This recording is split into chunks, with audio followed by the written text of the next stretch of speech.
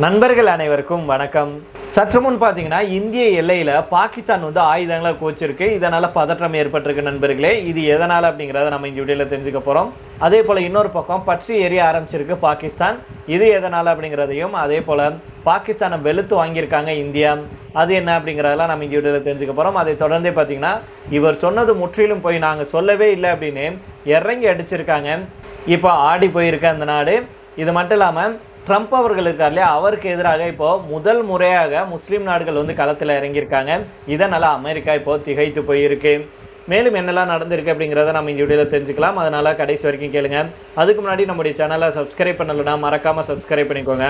புதுசாக நம்முடைய வீடியோ பார்த்துட்டு இருக்கீங்கனாலும் சப்ஸ்கிரைப் பண்ணிவிட்டு அந்த பெல் ஐக்கானை கிளிக் பண்ணிக்கோங்க. இந்திய எல்லைக்கு எதிரே பாகிஸ்தான் ராணுவம் தன்னுடைய பீரங்கி படையை பெருமளவில் நவீனப்படுத்தி சீன தயாரிப்பான 250 அதிநவீன SH-15 ரக சுயமரியாதை பீரங்கிகளை குவித்து வருவது எல்லை பகுதியில் மிகப்பெரிய பாதுகாப்பு அச்சுறுத்தலையும் பதற்றத்தையும் இப்போ ஏற்படுத்தியிருக்கு. கடந்த மே 2025 இந்திய முப்படை தளபதிகள் மேற்கொண்ட ஆபரேஷன் சிந்தூர் பயங்கரவாத எதிர்ப்பு தாக்குதலில் எல்லை கட்டுப்பாட்டு கோட்டுக்கு அப்பால் இருந்த பயங்கரவாத உள்கட்டமைப்புகள் அளிக்கப்பட்டது. இந்த தாக்குதலில் ஏற்பட்ட இழப்புகளை ஈடுகட்டுறதுக்கும் தன்னுடைய எல்லை பாதுகாப்பை மறுசீரமைக்கிறதுக்கும் பாகிஸ்தான் இந்த இராணுவ நவீனமயமாக்கல் நடவடிக்கை வேகப்படுத்தியிருக்கு அப்படிங்கிற தகவல் கிடைச்சிருக்கு. சீனாவுடைய நாரிங்கோ நிறுவனத்தால் தயாரிக்கப்பட்ட இந்த 155 மில்லிமீட்டர் SH-15 பீரங்கி மணிக்கு பார்த்தீங்கன்னா 90 கிலோமீட்டர் வேகத்தில் செல்லக்கூடிய 6x6 அவசர ட்ரக் வாகனத்தில் பொருத்தப்பட்டிருக்கு. இது சாதாரண குண்டுகளை 30 முதல் 40 கிலோமீட்டர் வரையிலையும் ராக்கெட் உதவியுடன் இயங்கும் VLAP ரக குண்டுகளை பயன்படுத்தி 53 முதல் 72 கிலோமீட்டர் தொலைவில் இருக்கும் இலக்குகளையும் துல்லியமாக தாக்கும் திறன் கொண்டது. தானியங்கி தீ கட்டுப்பாட்டு அமைப்பு கொண்ட இந்த கப்பல் பீரங்கி நிமிடத்துக்கு 6 ரவுண்டு வரைக்கும் சுடும் வல்லமை பெற்றது அப்படின்னு சொல்லியிருக்காங்க. இதன் மூலம் எதிரிகளுடைய பதில் தாக்குதலுக்கு முன்பாகவே தாக்குதல் நடத்திவிட்டு உடனடியாக வேறு இடத்துக்கு நகர்ந்து விட முடியும் அப்படின்னு சொல்லியிருக்காங்க. இது பாகிஸ்தானுடைய நீண்ட தூர தாக்குதல் திறனை குறிப்பிடத்தக்க அளவில் உயர்த்தியிருக்கு அப்படின்னு வல்லுநர்கள் சொல்லியிருக்காங்க. சீன புரட்சிப்படையுடைய PLA இராணுவம் இருக்கு இல்லையா, அவங்களுடைய 99வது ஆண்டு விழா ராவல்பிண்டியில் பாகிஸ்தான் இராணுவ தலைமை தளபதி அசீம் முனீர் தலைமையில் சமீபத்தில் கொண்டாடப்பட்டது. இந்த பீரங்கி விநியோகம் 2 நாடுகளுக்கு இடையிலான இராணுவ உறவை மேலும் வலுப்படுத்தியிருக்கு. 250 புதிய பீரங்கிகளின் சேர்க்கை இந்திய எல்லை பகுதியில் பாகிஸ்தானுடைய தாக்கத்தை அதிகரிக்கும் அப்படிங்கிறதுனால இந்திய இராணுவமும் நிலைமையை தீவிரமாக கண்காணிச்சுட்டு வர்றாங்க. அதே போல் இன்னொரு பக்கம் பாகிஸ்தானில் பற்றி எரிய ஆரம்பிச்சிருக்கு. ஸ்தானின் ஸ்வாட் பள்ளத்தாக்கில் இருக்கும் கபல் அப்படிங்கிற இடத்துல நேற்றைய தினம் பார்த்தீங்கன்னா தீவிரவாத எதிர்ப்பு பேரணியை குறிவைத்து நடத்தப்பட்ட தற்கொலை தாக்குதலில் 9 பொதுமக்கள் மற்றும் 5 காவல்துறை அதிகாரிகள் உட்பட குறைஞ்சது 14 பேர் கொல்லப்பட்டிருக்காங்க. இந்த குண்டுவெடிப்பில் மேலும் 20க்கும் மேற்பட்டோர் காயமடைஞ்சிருக்காங்க. ஒரு காவல் நிலையத்துக்கு அருகே இந்த பேரணி நடைபெற்றது. அங்கே ஆர்ப்பாட்டக்காரர்கள் அதிகாரிகளிடம் அமைதியையும் பாதுகாப்பையும் கோரி போராடினாங்க. காவல் நிலைய நுழைவாயில காவல்துறையினர் தற்கொலை தாக்குதல் நடத்தியவரை தடுத்து நிறுத்தி சோதனையிட முயன்ற போது அவர் வெடிப்பொருட்களை வெடிக்க செய்ததாக ஸ்வாட் மாவட்ட காவல் அதிகாரி தெரிவிச்சிருக்கிறாரு. 2009ஆம் ஆண்டு இராணுவ தாக்குதல் மூலம் அந்த குழுவினர் வெளியேற்றப்படும் வரைக்கும் பாகிஸ்தான் தாலிபான்கள் தெக்ரீ தாலிபான்கள் அப்படின்னு சொல்லப்படும் அமைப்பின் கோட்டையாக செயல்பட்ட ஸ்வாத் பள்ளத்தாக்கில் மீண்டும் நிகழ்ந்த வன்முறை தாக்குதல்களை கண்டிப்பதற்காகவே பேரணியில் ஈடுபட்டவர்கள் குறிப்பாக கூடியிருந்தாங்க. நாங்கள் பல ஆண்டுகளாக நடந்த இரத்த கலரியை கண்டிருக்கிறோம் அப்படின்னு ஒரு பேச்சாளர் சொன்னதாக டான் பத்திரிகை மேற்கோள் காட்டி சொல்லியிருக்காங்க. இன்னொரு தலைமுறை விதவைகளையும் அனாதைகளையும் நாங்கள் விரும்பவில்லை அப்படின்னு அவங்க சொல்லியிருக்காங்க. பாகிஸ்தானுடைய அதிபரான ஆசிப் அலி சர்தாரி மற்றும் பிரதமர் ஷெபாஸ் ஷெரீப் ஆகியோர் இந்த தாக்குதலை கண்டிச்சிருக்காங்க. காயமடைஞ்சவர்களுக்கு மருத்துவ சிகிச்சை அளிக்குமாறு அவர்கள் அதிகாரிகளுக்கு உத்தரவு விட்டிருக்காங்க. பயங்கரவாதம் முற்றிலுமாக ஒழிக்கப்படும் வரைக்கும் அதை எதிர்த்து போராடுவதை தொடர்றதில் பாகிஸ்தான் உறுதியாக இருப்பதாக 2 தலைவர்களும் மீண்டும் வலியுறுத்தியிருக்காங்க. இந்த குண்டுவெடிப்புக்கு இதுவரைக்கும் எந்த ஒரு குழுவும் பொறுப்பேற்கல. இருந்தாலும் சந்தேகம் தெக்ரீ திபேத்திய ஜனநாயக கட்சி மீது விழ வாய்ப்பு இருக்குது அப்படின்னு சொல்லியிருக்காங்க. ஆப்கானிஸ்தானுடைய தாலிபான் அரசாங்கத்தின் ஆதரவுடன் பாகிஸ்தானுக்குள்ள தாக்குதல்களை நடத்தியதாக TTP மீது குற்றம் சாட்டப்பட்டிருக்கு. இந்த குற்றச்சாட்டை காபூல் மறுத்திருக்காங்க. இதே வேளையில் பாகிஸ்தானை வெளுத்து வாங்கியிருக்காங்க இந்தியா. அதாவது நல்லெண்ணம் நட்புறவின் அடிப்படையில் கையெழுத்திடப்பட்ட சிந்து நதி நீர் ஒப்பந்தத்தை சிதைப்பதற்கான முயற்சிகளையே கடந்த 50 ஆண்டு காலமாக பாகிஸ்தான் மேற்கொண்டது அப்படின்னு அமெரிக்காவுக்கான இந்திய தூதர் வினய் மோகன் அவர்கள் சொல்லியிருக்கிறாரு. இது குறித்து அவர் என்ன சொல்கிறாருன்னா, கடந்த 1960ஆம் ஆண்டு இந்தியாவுக்கும் பாகிஸ்தானுக்கும் இடையே சிந்து நதி நீர் ஒப்பந்தம் கையெழுத்தாச்சு. இந்த ஒப்பந்தத்தின் அடிப்படையில் சிந்து நதியுடைய மொத்த நீரில் 20% மட்டுமே கொண்டு செல்லும் ராவி, பியாஸ் மற்றும் சட்லஜ் ஆகிய 3 நதிகள் மீதான கட்டுப்பாட்டை இந்தியாவும் அதே சமயம் 80% நீரை கொண்டு செல்லும் சிந்து, ஜூலம் மற்றும் செனாப் நதிகளுடைய உரிமைகளை பாகிஸ்தானும் பிரித்து கொண்டாங்க. இந்த சமத்துவமில்லா பங்கீடு பல ஆண்டுகளாக தேசத்தின் வளர்ச்சியை பாதித்த போதிலும் இந்தியா தொடர்ந்து இந்த ஒப்பந்தத்தை கடைப்பிடிச்சாங்க.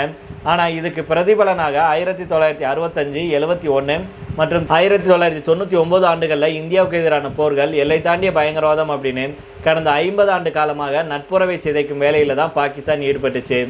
கடந்த 2001 இந்திய பார்லிமெண்ட் மீது தாக்குதல், 2008 மும்பை பயங்கரவாத தாக்குதல், 2016 உரி மற்றும் பத்தான்கோட் தாக்குதல்கள், 2019 புல்வாமா தாக்குதல் மற்றும் கடைசியாக 2025 பகல்காம் தாக்குதல் இதில் அடங்கும்.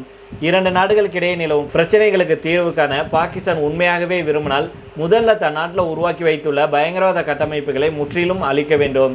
பரஸ்பர உறவை வலுப்படுத்த இந்தியா எடுக்கும் நடவடிக்கைகளுக்கு பாகிஸ்தானுடைய செயல்பாடுகளை தடையாக இருக்கு அப்படின்னு அவர் சொல்லியிருக்கிறாரு. மேலும் பாகிஸ்தானுடைய தற்போதைய தண்ணீர் தட்டுப்பாட்டுக்கு அந்த நாட்டு அரசே காரணம். இந்தியா மீது பழி சுமத்தி மாநாடுகளை நடத்துவதற்கு பதிலாக தங்களுடைய நீர்வள மேலாண்மையை மேம்படுத்துவதில் பாகிஸ்தான் கவனம் செலுத்த வேண்டும் அப்படின்னு அவர் சொல்லியிருக்கிறாரு. இதைத் தொடர்ந்து அடுத்த செய்தியாக பார்த்தோம் அப்படின்னா, தாக்குதல்களை தவிர்க்குமாறு அமெரிக்காவிடம் ஈரான் கேட்டுக்கொண்டதாக அமெரிக்க அதிபர் டொனால்ட் ட்ரம்ப் அவர்கள் தெரிவிச்சிருந்தார். இந்த நிலையில தான் ஈரான் அதற்கு மறுப்பு தெரிவிச்சிருக்காங்க. ட்ரம்ப் சொல்லியிருக்கிறது ஒரு புதிய பொய் அப்படின்னு ஈரான் தெரிவிச்சிருக்கு. அதாவது அமெரிக்க அதிபர் டொனால்ட் ட்ரம்ப் அவர்கள் நேற்று செய்தியாளர்களிடம் பேசும்போது என்ன சொன்னார்னா, ஈரானுக்கு எதிரான தாக்குதலுக்கு அமெரிக்கா தயாராக இருப்பதாகவும் ஈரான் மற்றும் பிற மத்திய கிழக்கு நாடுகள் புதிதாக தாக்குதல்களை நடத்துவதை தள்ளி வைக்குமாறு தன்னிடம் கேட்டுக்கொண்டதாகவும் சொல்லியிருந்தார். மேலும் ஈரான் கூட ஒரு உடன்பாட்டை எட்டியதை அடுத்து இந்த முடிவை எடுத்ததாக அவர் சொல்லியிருந்தார். அதே போல ஹார்முஸ் நீரிணையை உடனடியாக முற்றிலுமாக திறப்பதையும் அணுசக்தி தொடர்பான அச்சுறுத்தல்கள் முடிவுக்கு கொண்டுட்டு வருவதையும் நோக்கமாக கொண்டு இந்த முடிவு எடுக்கப்பட்டதாக தன்னுடைய ட்ரூத் சோஷியல் சமூக ஊடக பதிவில் ட்ரம்ப் அவர்கள் சொல்லியிருந்தார். இந்த நிலையில தான் இதுக்கு ஈரான் மறுப்பு தெரிவிச்சிருக்காங்க. இது தொடர்பாக ஈரானுடைய செய்தி நிறுவனம் ஒரு செய்தியை சொல்லியிருக்காங்க. அமெரிக்கா தன்னுடைய தாக்குதலை தொடரும் வரைக்கும் ஹார்முஸ் நீரிணை மூடப்பட்டே இருக்கும். ட்ரம்ப் சொல்லியிருக்கிறது ஒரு புதிய பொய் மட்டும்தான், அதை தவிர வேற ஒன்றுமே இல்லை. ஈரான் ஆயுதப்படைகள் உயர் எச்சரிக்கை நிலையில் எந்த ஒரு தாக்குதல் சூழ்நிலையையும் எதிர்கொள்ள தயாராக இருக்கு அப்படின்னு தெரிவிச்சிருக்காங்க. இதை தொடர்ந்து கடைசியாக பார்த்தோம் அப்படின்னா, மத்திய கிழக்கு பிராந்தியத்தில் அமெரிக்காவுக்கும் ஈரானுக்கும் இடையே கடந்த சில மாதங்களாக கடுமையான போர் சூழல் நிலவிட்டு வருது. இந்த மோதலில் அமெரிக்காவுக்கு மிகவும் நெருக்கமான சவுதி அரேபியா, கத்தார், ஐக்கிய அரபு எமிரேட்ஸ் உள்ளிட்ட வளைகுடா நாடுகள் இப்போது பெரும் கோபத்திலையும் அதிருப்திலையும் ஆழ்ந்திருக்காங்க. அமெரிக்க அதிபர் டொனால்ட் ட்ரம்ப் இந்த போரை எவ்வாறு கையாளப் போகிறார் அப்படிங்கிறதுலையும் அவருடைய இராணுவ திட்டங்களையும் நிறைய தவறுகள் இருப்பதாக மத்திய கிழக்கு நாடுகள் சொல்லியிருக்காங்க. அமெரிக்காவுக்கும் ஈரானுக்கும் இடையிலான போர் நீடித்தால் ஈரான் தங்களை இலக்கு வைத்து ஏவுகணைகள் மற்றும் ட்ரோன்கள் மூலம் தாக்கும் அப்படின்னு வளைகுடா நாடுகள் பயப்படுறாங்க. ஏற்கனவே பல முறை இது போன்ற தாக்குதல்கள் நடந்திருக்கிறதுனால தங்களை பாதுகாத்து கொள்ள அமெரிக்காவிடமிருந்து கூடுதல் வான் பாதுகாப்பு ஏவுகணைகளை கேட்டிருக்காங்க. மேலும் ஒருவேளை போர் தீவிரமடைந்தால் அமெரிக்க இராணுவம் தங்களுக்கு முழு பாதுகாப்பு அளிக்கும் அப்படிங்கிற தெளிவான உறுதியையும் அவங்க அமெரிக்காவிடம் கேட்டிருக்காங்க. ஈரான் மீது புதிய வான்வெளி தாக்குதல்களை நடத்த அமெரிக்க அதிபர் டொனால்ட் ட்ரம்ப் அவர்கள் உத்தரவிட்டிருந்தார். ஆனால் கடைசி நேரத்தில் அந்த முடிவை தற்காலிகமாக அவர் ஒத்தி வச்சார். சவுதி இளவரசர் முகமது பின் சல்மான் ட்ரம்ப்பை தொலைபேசியில் தொடர்பு கொண்டு போரை நிறுத்திவிட்டு பேச்சுவார்த்தை மூலம் தீர்வு காண வலியுறுத்தியிருக்கிறார். அதே போல் மத்திய கிழக்கில் அமைதியை விரும்பும் கத்தார் போன்ற நாடுகள் அமெரிக்கா ஈரான் இடையே தூதரக பேச்சுவார்த்தையை மேற்கொள்ள வேண்டும் அப்படின்னு விரும்புகிறேன் அப்படின்னு சொல்லியிருக்கிறாரு. உலகில் உற்பத்தி செய்யப்படும் கச்சா எண்ணெயில் சுமார் 20% ஹார்மஸ் ஜலசந்தி அப்படிங்கிற குறுகிய கடல் வழியாக தான் கப்பல்களில் கொண்டு செல்லப்படுது. இந்த வழியை ஈரான் அடைச்சிருக்கிறதுனால உலக நாடுகளுக்கு எண்ணெய் தட்டுப்பாடு ஏற்படும் அபாயம் உருவாகியிருக்கு. இதை மீண்டும் திறப்பதற்காக கத்தார் ஒரு சமரச திட்டத்தை ஈரான் கிட்ட வழங்கியிருக்கு. இதுக்கு ஈரான் கொள்கை அளவுல சம்மதித்தாலும் அந்த கடல் வழியை பயன்படுத்தும் கப்பலிடமிருந்து கட்டணம் வசூலிக்க விரும்புது. ஆனால் இந்த கட்டண கோரிக்கையை அமெரிக்கா கடுமையாக எதிர்த்துட்டு வர்றாங்க. ஈரானை எப்படி கையாளுறது அப்படிங்கிறதுல வளைகுடா நாடுகளுக்குள்ளேயே ஒரு மாதிரியான கருத்து இல்லை. அதாவது ஐக்கிய அரபு எமிரேட்ஸ் எடுத்துட்டோம்னா ஈரான் மீது அமெரிக்கா கடுமையான இராணுவ நடவடிக்கை எடுக்க வேண்டும் அப்படின்னும் ஹார்முஸ் ஜலசந்தியை அமெரிக்க இராணுவம் தன்னுடைய முழு கட்டுப்பாட்டில் கொண்டு வர வேண்டும் அப்படின்னு விரும்புகிறாங்க. ஆனால் சவுதி அரேபியா பார்த்தீங்கன்னா போரை முற்றிலும் தவிர்த்து அமைதி வழியில் பேச வேண்டும் அப்படிங்கிறதுல உறுதியாக இருக்குது. ஏன் அப்படின்னா போர் தீவிரமடைஞ்சால் தங்கள் நாட்டில் இருக்க முக்கிய எண்ணெய் சுத்திகரிப்பு ஆலைகளை ஈரான் தகர்த்து விடும் அப்படின்னு சவுதி பயப்படுறாங்க. நம்மளுடைய கருத்து என்ன அப்படின்னா, இப்போ அமெரிக்காவில் பார்த்தீங்கன்னா விரைவில் நாடாளுமன்ற இடைத்தேர்தல் வர இருக்கு. இதனால் ட்ரம்ப் அவர்கள் இப்போது பெரிய போரை விரும்புவதில்லை அப்படின்னும் அதே சமயம் வளைகுடா நாடுகளுடைய ஆதரவும் அங்குள்ள அமெரிக்க இராணுவ தளங்களும் இல்லாமல் அமெரிக்காவால் ஈரானை சமாளிக்க முடியாது.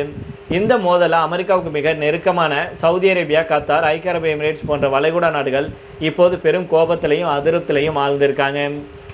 ட்ரம்ப் அவர்கள் இந்த போரை எப்படி கையாள போறார் அப்படிங்கிறதுலையும் அவருடைய இராணுவ திட்டங்கள்லையும் நிறைய தவறுகள் இருப்பதாக மத்திய கிழக்கு நாடுகள் கருதுது.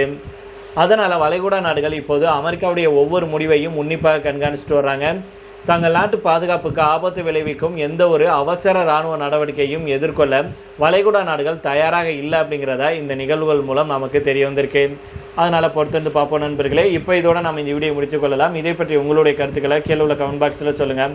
மீண்டும் நாளை வேறொரு செய்திகளுடன் உங்களை சந்திக்கிறேன். நன்றி, வணக்கம்.